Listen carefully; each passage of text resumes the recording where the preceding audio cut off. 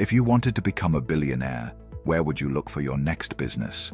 Artificial intelligence, space technology, a revolutionary app, maybe a company with a charismatic founder, explosive growth, and a product that everyone on social media is suddenly talking about. That is where most people look. And that is exactly why some of the richest buyers look somewhere else.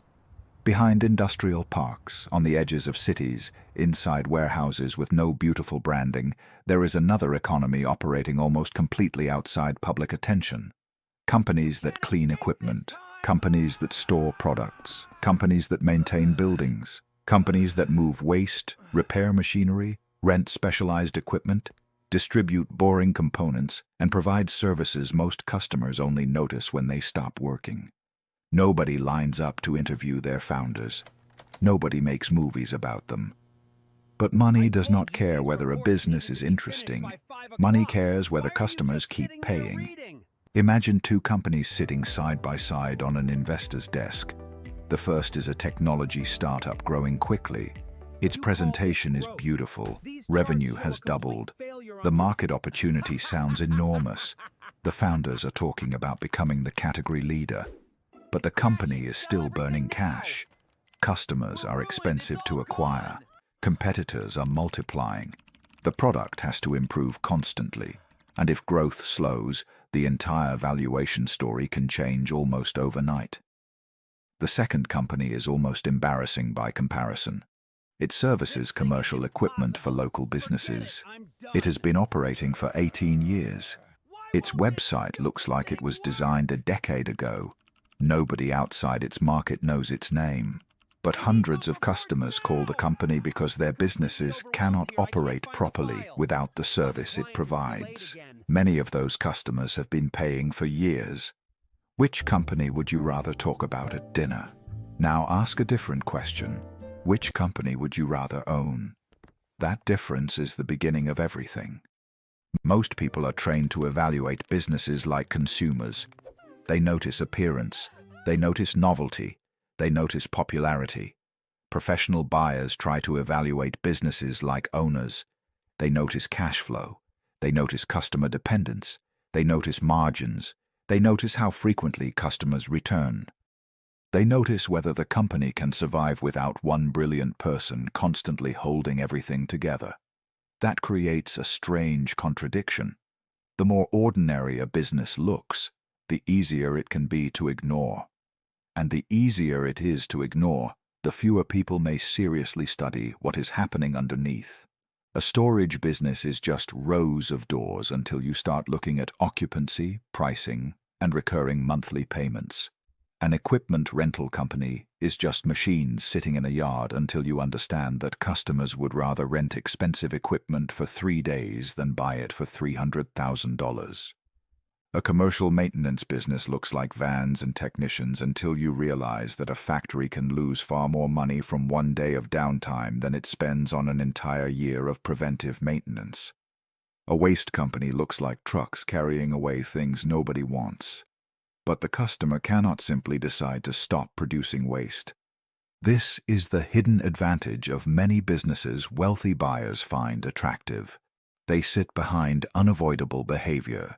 Something gets dirty, something breaks, something needs to be stored, something needs to be transported, something needs to be inspected, something needs to be replaced, and every time the problem returns, the customer has another reason to pay.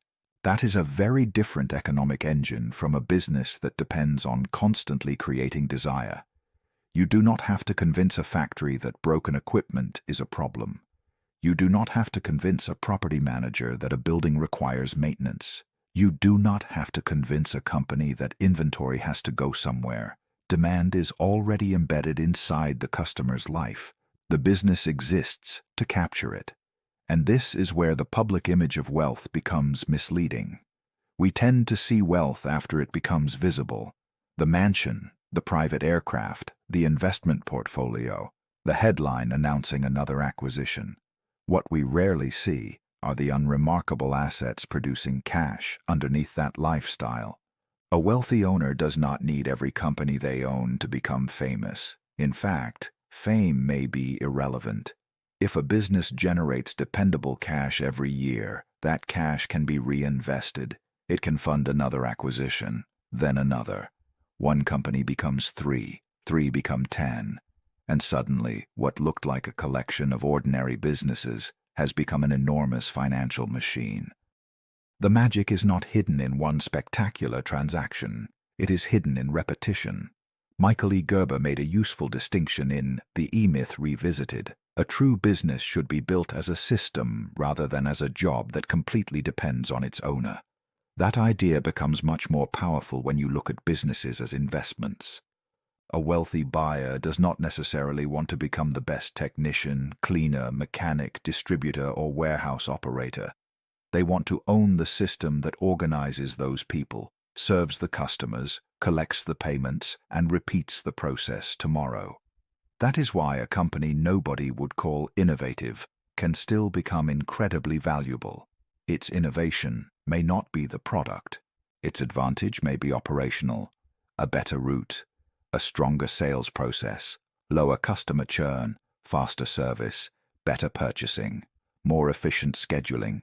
Small improvements inside a repeatable business can compound for years, and compounding becomes especially powerful when the underlying demand does not disappear. This also explains why wealthy buyers can appear to move backward. Someone builds wealth in technology, finance, or real estate, and then suddenly starts buying companies that seem less sophisticated. Industrial services, distribution, maintenance, storage, logistics. Why would someone with access to glamorous opportunities want something so ordinary? Because once you have enough capital, the question changes. You stop asking, what could become huge?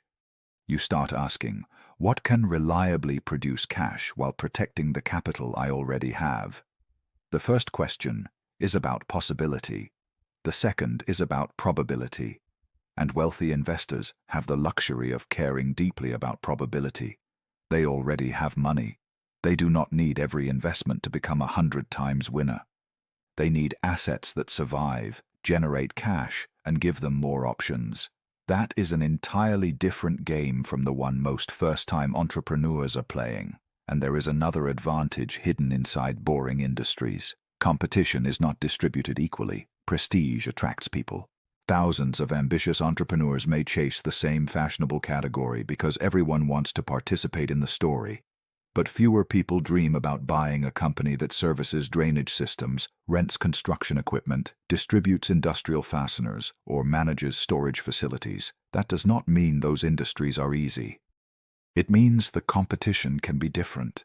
The business may require operational discipline rather than constant reinvention. Relationships rather than virality, execution rather than attention. And wealthy buyers understand that attention can actually become expensive. When everyone wants the same asset, prices rise. When investors flood into the same industry, valuations rise. When entrepreneurs chase the same customers, acquisition costs rise. Popularity can become a tax. Meanwhile, an overlooked company can continue doing something almost offensive in its simplicity. Solve the problem, send the invoice, collect the money, repeat. There is nothing glamorous about that cycle. But run it thousands of times, across hundreds of customers, year after year, and something begins to happen. The business stops looking boring. It starts looking like infrastructure. And infrastructure has a very attractive characteristic. People notice it the most when it disappears. That is the world wealthy buyers are searching for. Businesses sitting underneath everyday life, quietly collecting money because the customer needs the outcome more than they care about the company providing it. But understanding that these businesses exist is only the first layer. The deeper question is why a wealthy buyer may choose predictable cash flow over a company growing 10 times faster.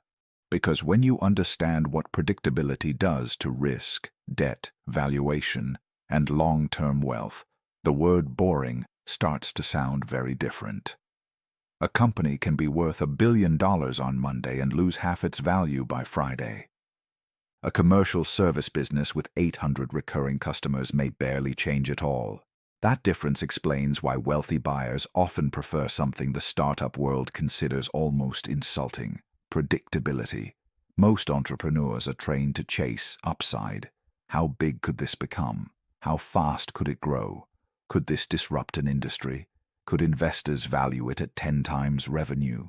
Those questions can create extraordinary companies, but they can also hide an uncomfortable reality.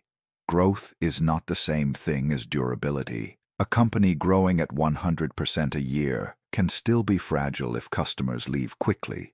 Advertising costs keep rising, or the business needs new capital every 12 months just to survive. Now compare that with a company growing only 8% a year. Nothing dramatic, nothing viral, but 85% of its customers renew. Revenue arrives through contracts. Demand is stable. Margins are understandable. The company has operated through several economic cycles. Suddenly, 8% starts looking a lot more interesting. Because wealthy investors understand something that first-time entrepreneurs often learn too late. Predictable money can be leveraged. Unpredictable money usually cannot. Imagine you own a business that generates roughly $3 million in annual cash flow. Not once. Not because of a viral product launch. Not because one giant customer placed an unusual order. $3 million repeatedly, from hundreds of customers who have been paying for years. That cash flow gives you options. You can hire, you can borrow, you can acquire competitors, you can invest in equipment, you can survive a bad quarter, you can make decisions before you are desperate, and that last advantage may be the most important. Businesses rarely collapse because the owner suddenly becomes stupid. They collapse because uncertainty removes their options. When cash becomes unpredictable, every decision becomes defensive. Marketing gets cut, hiring freezes, maintenance gets delayed. The company starts protecting today instead of building tomorrow. Predictability does the opposite. It creates room to think. This is why recurring revenue is so attractive. Not because subscription models sound sophisticated, but because repetition changes the mathematics of ownership. Consider a commercial cleaning company with 200 business clients. If those customers sign recurring agreements, the owner begins each month with revenue already scheduled. They do not wake up on the first morning of every month with $0 and start hunting for customers again. A portion of the future is already sold. Now compare that with a project business that must find new customers constantly. The project company may earn more on individual jobs. It may even look more impressive. But every completed project creates another empty space in the calendar. One business starts the month with a base. The other starts with a question.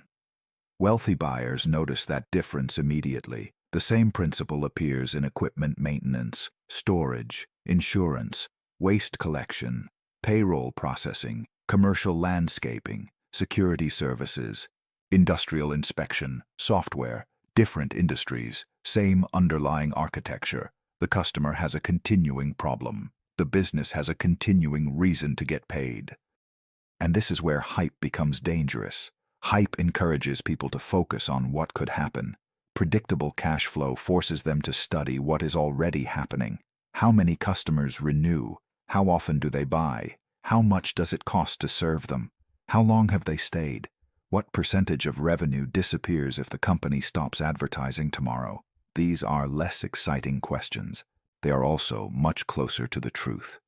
Daniel Kahneman's work in Thinking Fast and Slow helps explain why people repeatedly underestimate this kind of business. Human beings are naturally drawn to vivid stories. A founder who creates a company in a garage and becomes a billionaire is memorable. A regional service company increasing prices by 4%, retaining 92% of customers, and quietly buying 2 competitors is not. One makes a great headline, the other can make a great fortune. That distinction matters because our brains often confuse visibility with probability. We see successful startups constantly because the winners become famous. We do not see the thousands that disappeared. But boring businesses rarely produce dramatic public narratives. Their success happens privately.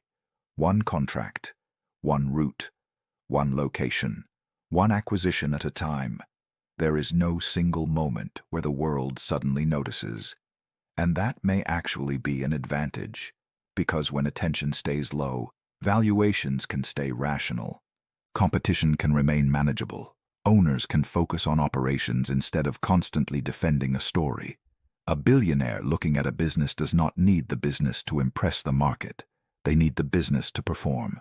And performance becomes even more valuable when it can be financed. Banks do not lend against excitement. They lend against evidence, historical earnings, assets, contracts, cash flow, customer stability. The more predictable a company becomes, the easier it may be to use debt intelligently. That allows wealthy buyers to do something powerful. Instead of using $100 of their own money to buy $100 of business, they may combine their capital with financing. The business cash flow helps service the debt. Over time, debt declines while ownership remains. Now the buyer controls an asset larger than the amount of cash they originally invested. That is where predictable businesses begin to compound wealth in ways most people never see. Not through explosive growth, through controlled ownership. Suppose an investor buys one maintenance company. The company produces reliable cash. Part of that cash pays financing, part improves operations, part accumulates. Several years later, the investor acquires another company in a neighboring territory. Now, administrative costs can be shared, purchasing power improves, sales teams can cross-sell. The same accounting department supports two companies. The same software handles more customers. Two businesses become more valuable together than they were separately. Then a third company is purchased. Then a fourth. From the outside, nothing revolutionary has happened. No invention, no viral launch, no billion-dollar app. But underneath, the owner has been building scale. This is one of the quietest paths to enormous wealth. Acquire stable cash flow, improve the system, use the cash flow to acquire more. Repeat. The fascinating part is that wealthy buyers are often willing to sacrifice some theoretical upside for greater certainty. A startup might return 50 times the investment. It might also return 0. A mature service business is unlikely to become the next global technology platform. But if purchased at a sensible price, managed carefully, and improved over time, it may produce cash for decades. The wealthy do not always need the highest possible return. Sometimes they need the return they can understand. This changes how they view risk. Most people think risk means losing money. Sophisticated buyers often think of risk as uncertainty. How many things have to go right for this investment to work? If the answer is 15, the opportunity may be fragile. If the answer is 3, it becomes more interesting. A new company may need the product to work, customers to care, advertising to convert, investors to continue funding it, competitors to stay behind, regulation to remain favorable, and technology to evolve in the right direction. A mature, boring business may need something simpler. Customers still have the problem. Employees continue delivering the service. The company charges more than it costs to operate. That simplicity is not weakness, it is visibility. You can see what drives the outcome, and the easier an economic engine is to understand, the easier it becomes to improve. But predictable cash flow alone does not explain why wealthy buyers can transform ordinary companies into enormous holdings. There is another layer. They do not merely purchase income. They purchase systems they can control, improve, duplicate, and sometimes connect together. That is when a boring company stops being a small business and starts becoming something much more powerful, a machine. Most people think buying a business means buying revenue. The wealthy understand something more important. They are buying a machine. Not a literal machine with gears and switches, but a system that takes inputs, employees, customers, equipment, capital, and reliably turns them into cash. And the more independent that machine becomes from its owner, the more valuable it becomes. This is where many first-time entrepreneurs make a mistake that can trap them for years. They buy a company that looks profitable, then discover the owner was secretly doing 5 jobs at once. He was the salesperson, the operations manager, the recruiter, the problem solver, the person customers called at midnight. Remove that owner, and suddenly the business begins falling apart. That is not the kind of asset sophisticated buyers want. Imagine a plumbing company generating $3 million a year. On paper, it looks attractive, but almost every important customer knows the founder personally. He approves every quote. He hires every technician. He negotiates with every supplier. If something goes wrong, everyone calls him. Now imagine another plumbing company generating the same $3 million. Customers call a central number. Quotes follow a pricing system. Technicians use documented procedures. Dispatching is handled through software. A general manager oversees the team. Customer information belongs to the company, not to one person's memory. Same revenue, completely different value. One company owns a system. The other company owns an exhausted founder. This is why wealthy buyers often ask a question that surprises small business owners. What happens if you disappear for 90 days? If the answer is, everything stops, the buyer has learned something important. They are not buying an asset. They are buying dependency.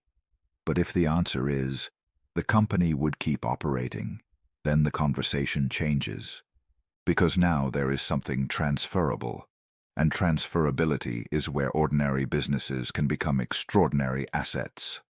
Walker Deibel describes this logic in Buy Then Build, his book on acquisition entrepreneurship. Instead of spending years trying to prove a business idea from zero, an entrepreneur can acquire something that already has customers, employees, revenue, and market validation. Then build from that existing foundation. That single idea changes the traditional startup story. You do not always have to invent the machine. Sometimes you can buy one that already works. And wealthy buyers are often much better at improving machines than inventing them. They take a company with 50 employees and weak scheduling. They introduce better software. They take a company with strong customers but poor marketing. They build a sales process.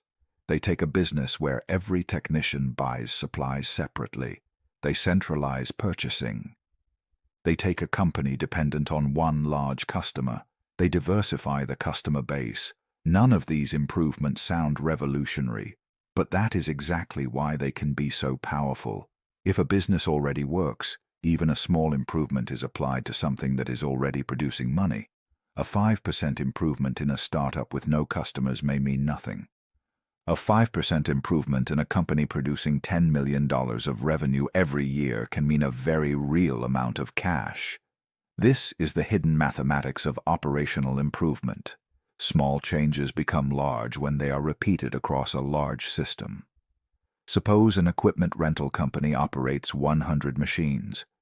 Each machine sits idle an average of 12 days every month. A new owner improves scheduling, transportation, and customer follow-up. Now each machine sits idle only 9 days. 3 extra rental days does not sound dramatic, but multiply those 3 days by 100 machines. Then multiply that by 12 months. Suddenly, a simple scheduling improvement has created thousands of additional billable rental days without buying another machine.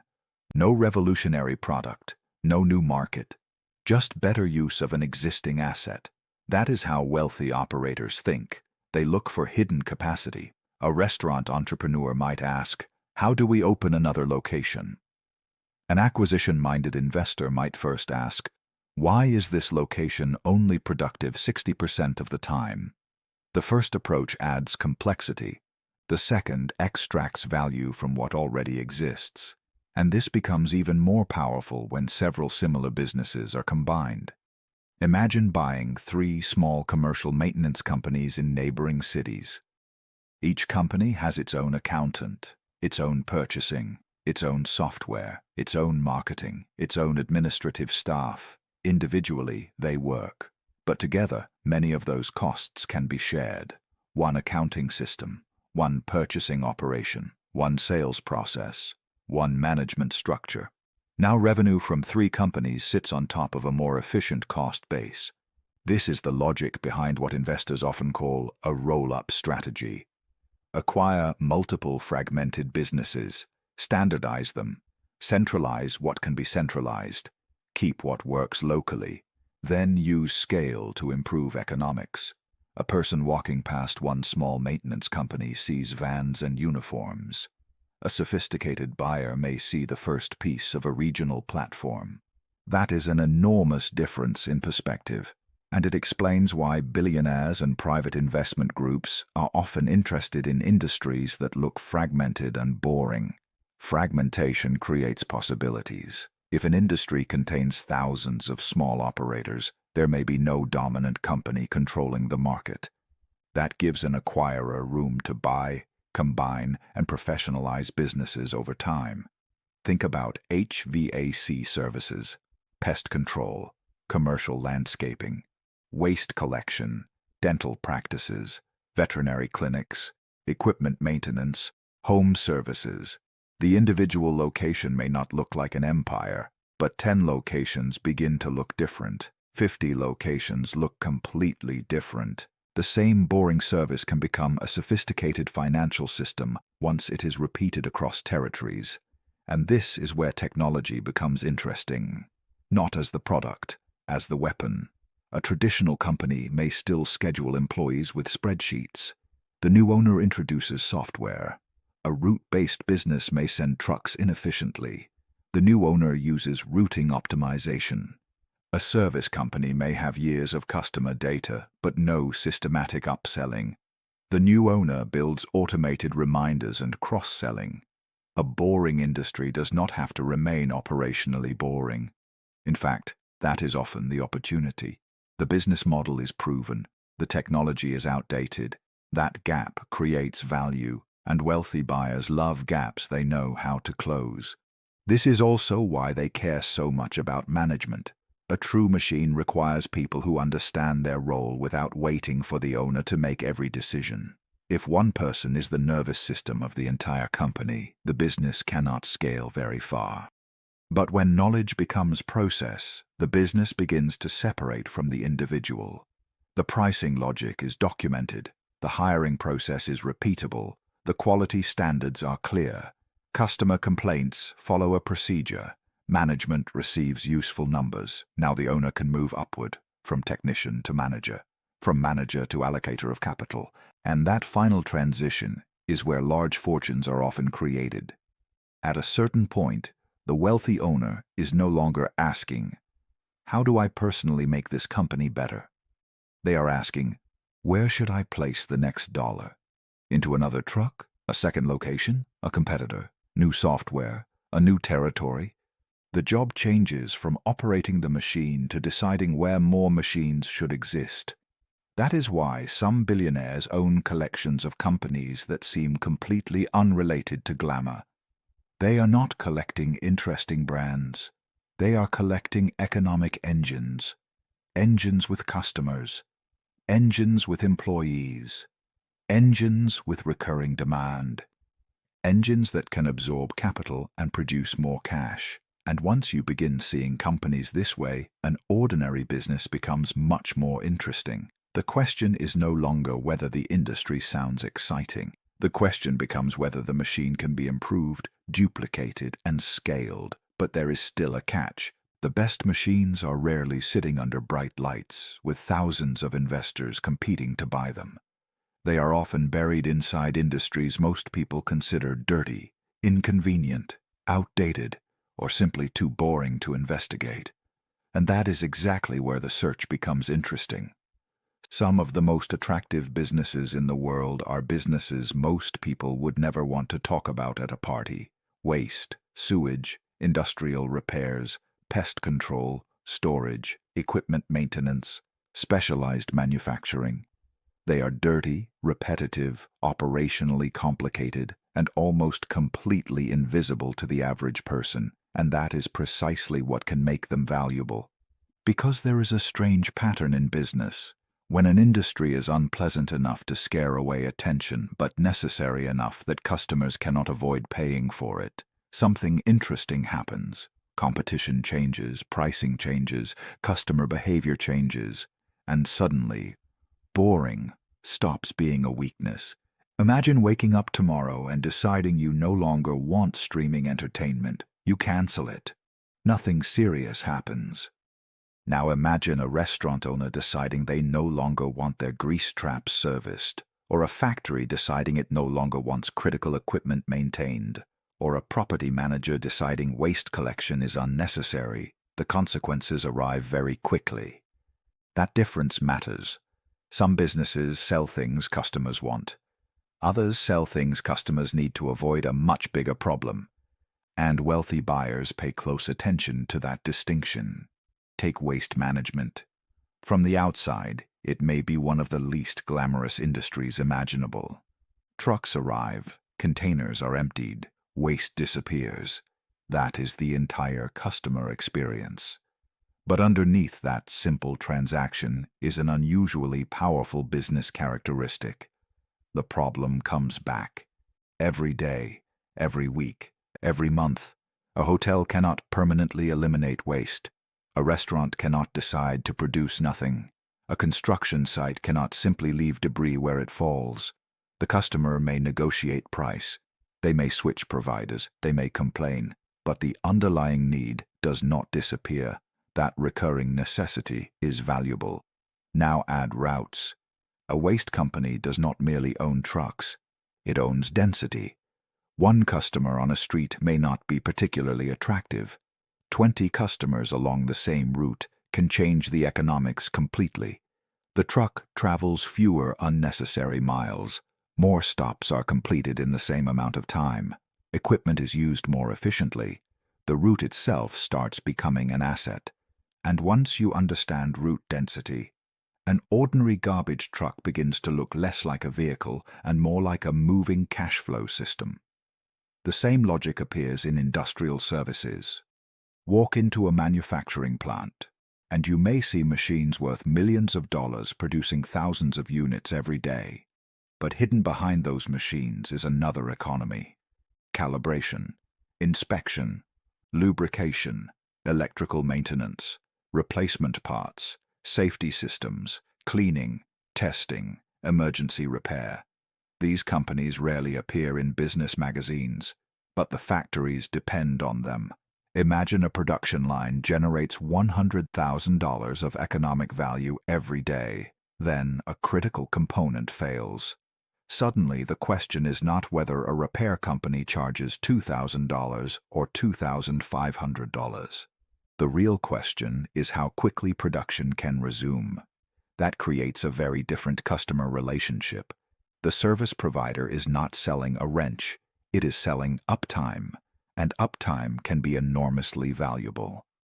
This is one reason niche industrial businesses can become difficult to replace. A trusted provider may understand the facility, the equipment, the maintenance history, the safety procedures, the people. Replacing that provider may technically be possible, but switching creates friction and risk, and friction can protect a business. Then there is storage. Storage may be one of the purest examples of a business that looks almost absurdly simple. A building, a locked unit, a monthly payment. What could possibly be interesting about that? But simplicity is part of the attraction. Customers accumulate things faster than they create space.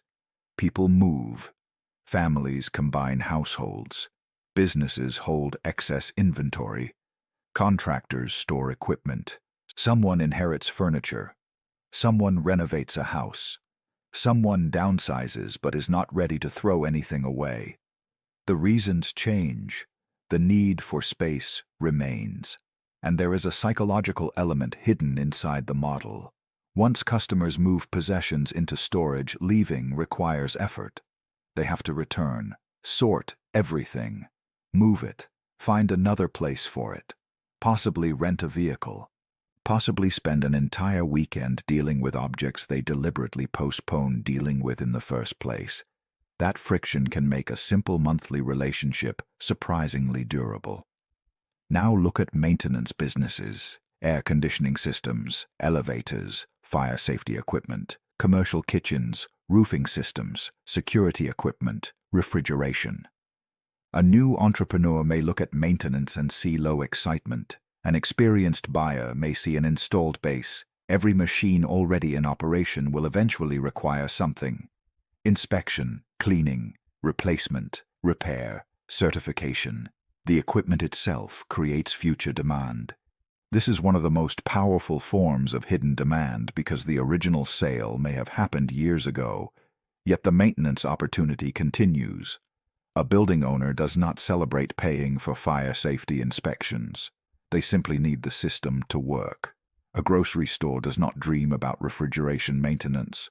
But if the refrigeration fails overnight, thousands of dollars of inventory can disappear. Again, the business is selling prevention of a larger loss. That changes the value equation. And then there is specialized manufacturing. This category is almost invisible because the products themselves are often invisible. Not smartphones, not sneakers, not luxury watches. Think brackets, valves, fasteners, packaging components, filters, industrial seals, precision parts, custom fittings, the small objects buried inside larger products. Nobody posts them on Instagram, but entire supply chains can depend on them. Suppose a company manufactures one highly specific component used by several industrial customers.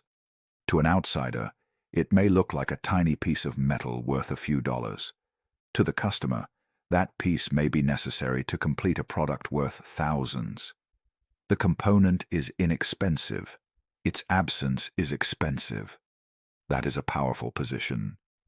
And if manufacturing the component requires specialized tooling, certifications, customer approvals, or years of technical knowledge, a competitor cannot always appear overnight.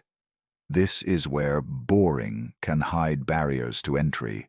Not flashy intellectual property, operational knowledge, supplier relationships, quality standards, specialized equipment, experienced employees, years of trust.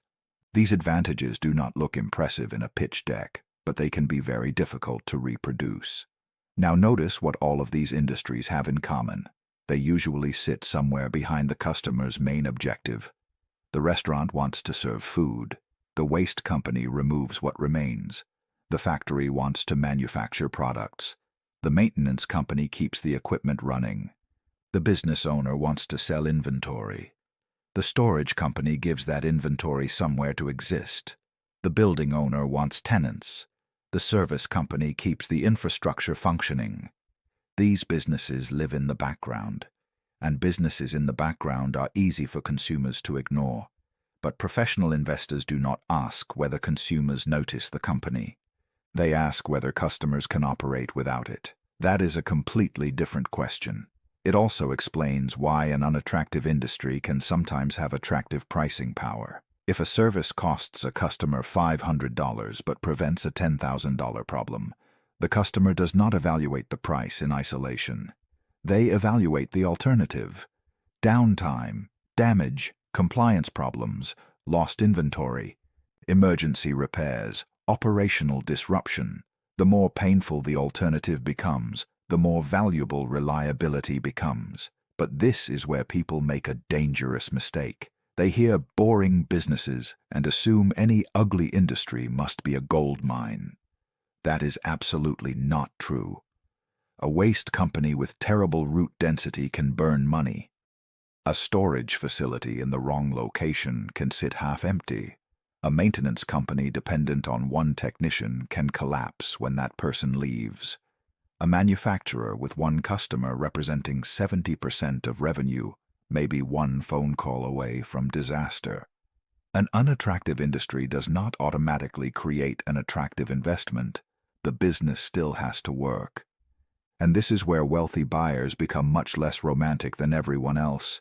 They do not fall in love with the truck, the warehouse, the machines, the contracts, or the story the seller tells about 20 years of success. They start taking the business apart. How much money actually remains after expenses? How concentrated are the customers? How often do customers leave? How much new equipment will be required? How much debt can the cash flow safely support? What happens if prices increase by 5%? What happens if labor costs increase by 10? What happens if the largest customer disappears tomorrow morning? Because a business can look boring, stable, and profitable from the outside while hiding a financial time bomb underneath. And the difference between a quiet fortune and an expensive mistake is often revealed by just a handful of numbers. A business can generate $10 million in revenue and still be a terrible investment. Another business can generate only $3 million and quietly make its owner rich for decades. The difference is buried in numbers most people never look at. This is where sophisticated buyers stop behaving like entrepreneurs and start behaving like detectives. They do not ask whether the company looks successful. They ask what happens to every dollar that enters it. Imagine two commercial service companies for sale. Both generate $5 million a year. Both have 20 employees. Both have operated for more than 10 years. Both owners say the businesses are profitable. At first glance, they look almost identical. Then you open the financial statements. The first company produces $5 million in revenue, but labor costs are rising quickly. Equipment constantly needs replacement. Customers negotiate aggressively. The owner personally manages the biggest accounts. One customer represents almost 30% of total sales. After everything is paid, there is very little money left. The second company also generates $5 million. But customers are spread across hundreds of accounts. Many renew every year. Equipment lasts a long time. Prices can be increased gradually. Management runs daily operations. The company consistently produces meaningful cash. Same revenue, completely different machine. This is why experienced buyers rarely become impressed by the biggest number on the page. Revenue tells you how much money enters the building. It does not tell you how much survives, and what survives is what matters. A company can grow revenue every year while becoming financially weaker. Suppose sales increase from $10 million to $12 million. That sounds like success. But imagine the company had to hire aggressively, increase advertising, purchase new vehicles, rent another warehouse, and offer discounts to create that growth. Revenue increased 20%. Profit barely moved. The business became larger. It did not necessarily become better. Wealthy buyers want to know how efficiently growth converts into money. This is where margins become important. If a company sells a service for $1,000, how much of that $1,000 disappears just delivering the service? Labor, materials, fuel, commissions, insurance, maintenance. Then what remains after rent, management, software, accounting, marketing, and everything else required to keep the company alive? The answer tells the buyer whether the business has room to breathe. Because thin margins create fragile companies. A small increase in wages can hurt. Fuel prices rise. A supplier changes terms. One customer demands a discount. Suddenly, the profit disappears. A healthy margin creates a cushion, not protection from every problem, but room to absorb mistakes and surprises. Then comes one of the most important questions in the entire acquisition process. Where does the revenue actually come from? A company may have 100 customers. That sounds diversified, but perhaps 3 customers produce 60% of revenue. Now the company is not really serving 100 customers. Economically, it is depending on 3. If one leaves, the business can change overnight. This is customer concentration, and it is one of those risks that can remain invisible until the exact day it becomes catastrophic. Imagine buying a company for several $1 million. 6 months later, the largest customer calls. They have been acquired. The new parent company already has another supplier. The contract is gone. Nothing broke. Employees did nothing wrong. Demand did not disappear. But 25% of your revenue vanishes with one phone call. That is why experienced buyers do not just count customers. They measure dependence. Then they study customer behavior. How long do customers stay? How often do they return? Why do they leave? Is revenue contracted? Is it recurring? Does the company have to win the customer again every single month? This is where a smaller business can become more attractive than a larger one.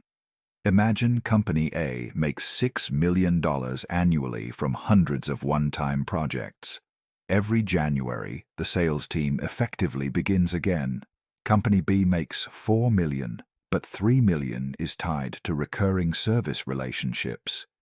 Before the year even begins, much of its revenue has a reasonable chance of returning. Which company is easier to plan? Which company can hire with more confidence? Which company can support debt more safely? Which company would you sleep better owning? Predictability changes value.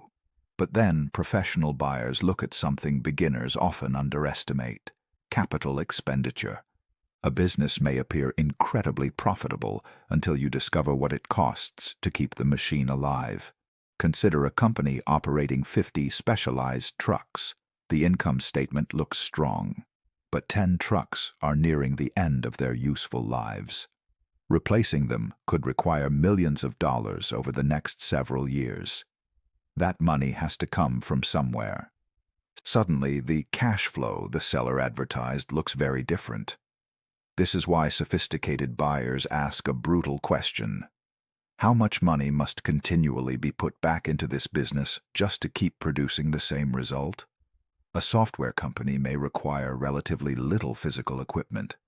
A manufacturing operation may require expensive machinery. A laundromat may eventually need washers and dryers replaced. A waste business may need trucks. An HVAC company may need service vehicles and tools. None of these models are automatically good or bad, but replacement costs are real. Ignore them, and you can pay for profits that never truly belong to you. Richard S. Ruback and Royce Yudkoff make this practical mindset central to HBR, Guide to Buying a Small Business. The goal is not simply to find a company with a compelling story.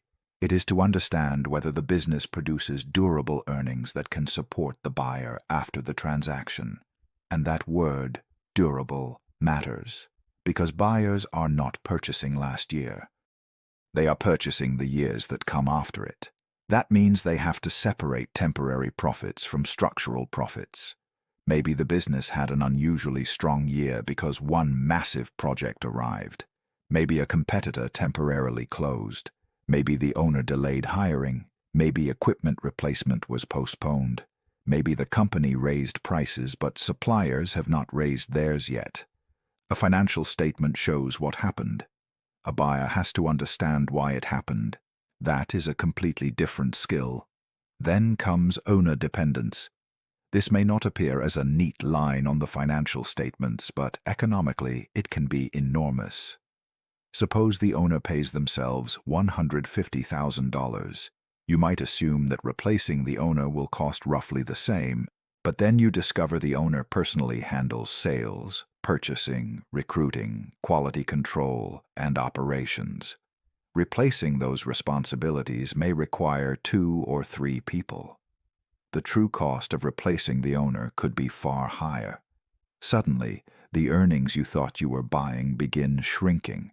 This is why experienced buyers spend time understanding who actually creates the results. If the answer is one person, risk is concentrated. If the answer is a system, value becomes more transferable. Then there is working capital.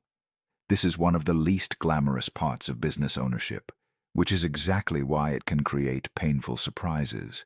A company may be profitable but still constantly need cash. Customers pay in 60 days. Employees must be paid every 2 weeks. Suppliers want payment in 30. Revenue is growing, profits look good, and somehow the bank account is always under pressure. Why? Because profit and cash do not arrive at the same time. Growth can actually make this problem worse. More customers means more inventory, more payroll, more materials, more money trapped in unpaid invoices. A company can grow itself directly into a cash crisis. Experienced buyers know this, so they ask not only, how profitable is the business? They ask, how much cash does this business consume while producing that profit? And once financing enters the deal, the question becomes even more serious. Suppose a company generates $1 million of annual cash flow. A buyer uses debt to acquire it. Now, part of that cash flow must pay interest and principal, then taxes, then equipment replacement, then working capital, then unexpected problems. That $1 million begins getting smaller very quickly. This is why wealthy buyers do not ask how much debt they can possibly borrow. They ask how much debt the business can survive. There is a major difference. When everything goes perfectly, aggressive leverage looks intelligent. When revenue falls 15%, the same debt can become a trap. Professional buyers assume something will eventually go wrong. The question is whether the business survives when it does. And that brings us to the number behind all the other numbers. The purchase price. A wonderful company can become a terrible investment if you pay too much for it. A mediocre company can sometimes become attractive at the right price. This is where emotion becomes dangerous. The buyer spends months searching. Finally, they find a company they love. They imagine owning it. They imagine growing it. They imagine the future. And suddenly, they stop negotiating with numbers and start negotiating with desire. Sophisticated buyers try to avoid that trap. They understand that the return does not begin when the business grows. The return begins at the price they pay. Every extra dollar paid today is a dollar the business must earn back tomorrow. This is why wealthy buyers can walk away from excellent companies, not because the business is bad, because the price destroys the economics. And this may be the most important lesson hidden inside acquisition investing. Great investors are not searching for companies with no problems. Those companies rarely exist, and when everyone recognizes their quality, they can become extremely expensive. The real opportunity can be a good business with understandable problems, a company with weak marketing but strong retention, a company with inefficient scheduling but loyal customers, a company with outdated technology but healthy margins, a company with an aging owner but an excellent reputation. These are problems a buyer may be able to fix. The dangerous problems are different. Customers disappearing, demand collapsing, margins permanently shrinking, one customer controlling the company, equipment requiring enormous investment, a business that cannot survive without the seller. Experienced buyers learn to distinguish fixable problems from structural ones. That is where the numbers stop being accounting. They become a map. Margins reveal power. Retention reveals loyalty. Customer concentration reveals vulnerability. Capital expenditure reveals hidden cost. Cash flow reveals reality. Debt reveals pressure. And price determines whether all of those pieces create wealth or destroy it. But even perfect financial analysis cannot explain one final advantage. Because the greatest buyers are not merely better at calculating what a business is worth today. They are better at seeing what it could become before everyone else notices. And that ability, seeing value where the rest of the market sees something ordinary, may be the closest thing business has to a billionaire superpower. The greatest business opportunities rarely arrive looking like opportunities. Sometimes they look like an old warehouse, a company with an outdated website, 10 service vans parked behind a building, a manufacturer producing a component you have never heard of, a regional business whose owner is 68 years old and has never posted anything on social media. Most people look at businesses like these and see nothing. A sophisticated buyer sees questions. Who are the customers? Why do they keep paying? How difficult would this company be to replace? What happens if operations become 10% more efficient? What happens if this business buys the competitor 20 miles away? What happens if something ordinary is actually mispriced because nobody thinks it is interesting? That is the mindset behind many quiet fortunes. The advantage is not simply having more money. Money helps, but capital without judgment can disappear very quickly. The deeper advantage is learning to separate attention from value. Most markets reward attention. The hottest industry attracts founders. Founders attract investors. Investors attract more media coverage. Media coverage attracts even more capital. Eventually, everyone is looking in the same direction. And when everyone wants the same thing, something predictable happens. The price rises. Expectations rise. Competition rises. The margin for error gets smaller. Now look in the opposite direction. An industry with no glamorous story may have fewer buyers. A company without a famous brand may never appear on an investor's radar. An owner preparing for retirement may care more about finding the right buyer than creating the perfect auction. The business may be profitable, established, and essential. But because the story is boring, fewer people are competing to own it. This is where lack of attention can become an advantage. Not because hidden automatically means cheap. Not because old automatically means valuable, but because markets can misprice things people do not enjoy studying, and billionaires are often willing to study what other people dismiss. Imagine a regional company distributing specialized replacement parts to factories. There is nothing exciting about the catalog. Thousands of pieces, valves, seals, fasteners, filters, components most consumers will never see. The company has been operating for 30 years. Customers call when something breaks. The website is terrible. Sales are mostly handled through phone calls and long-standing relationships. A casual observer might see an outdated business waiting to disappear.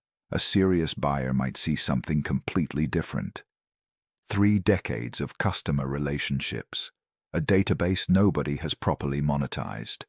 Experienced employees who understand obscure products. Supplier relationships built over years. Thousands of customers who already know where to call when a machine stops. And perhaps almost no modern sales system. That is not necessarily a dying company. It might be an operating system waiting for an upgrade. Now imagine the new owner does not change the core business at all. They do not invent a revolutionary product. They do not rename the company with some futuristic brand. They simply improve what already exists. Customer records move into a modern CRM.